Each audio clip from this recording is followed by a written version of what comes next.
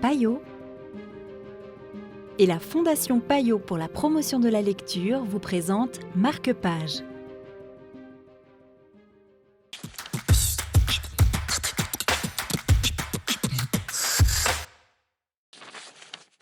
Bonjour et bienvenue dans Marque-Page. Aujourd'hui, nous découvrons Où vivaient les gens heureux de Joyce Ménard aux éditions Philippe Ray. Un livre choisi et discuté pour vous à Lausanne par Antoinette Deperrault de Payot Libraire. Donc on va suivre la vie de Eleanor, qui est une jeune artiste qui va s'acheter une maison dans le New Hampshire pour se retirer, pour se retrouver.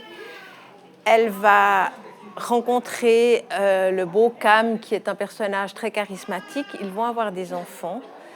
Et on va suivre, c'est des chapitres très courts où on raconte toujours des histoires de ces enfants et de cette femme qui, en même temps, vit de son art dans une période où le féminisme est sous-jacent. Et en même temps, ses enfants sont la chose la plus importante dans sa vie.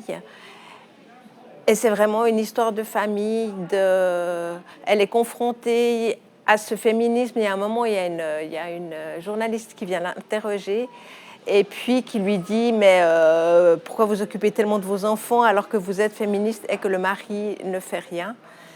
Et c'est vraiment un roman sur la vie familiale et cette émancipation qui commence à naître alors qu'elle doit s'occuper de ses enfants. C'est un beau roman sur la résilience. Et puis, il y a quelque chose qui revient régulièrement, c'est que chaque année, il faisait des petits bonshommes bouchons qu'ils allaient faire flotter sur la rivière, qui va l'accompagner toute sa vie. Avec un style qui est propre à Joyce Ménard, qui rend la chose plus forte et plus... Qui rend la chose beaucoup plus forte. Et puis, il y a tout ce que je ne vous dis pas sur des choses difficiles qui vont arriver à cette femme, mais qu'on va avoir plaisir à découvrir. Voilà. Merci beaucoup, Antoinette. Pour moi, être féministe veut dire manifester force, confiance et ténacité pour parvenir à ce qu'on veut faire dans la vie. Dans mon cas, le but était loin de fonder une famille. C'était Où vivaient les gens heureux de Joyce Ménard pour Marque-Page. Pour la prochaine histoire, rendez-vous chez votre libraire ou sur la télé.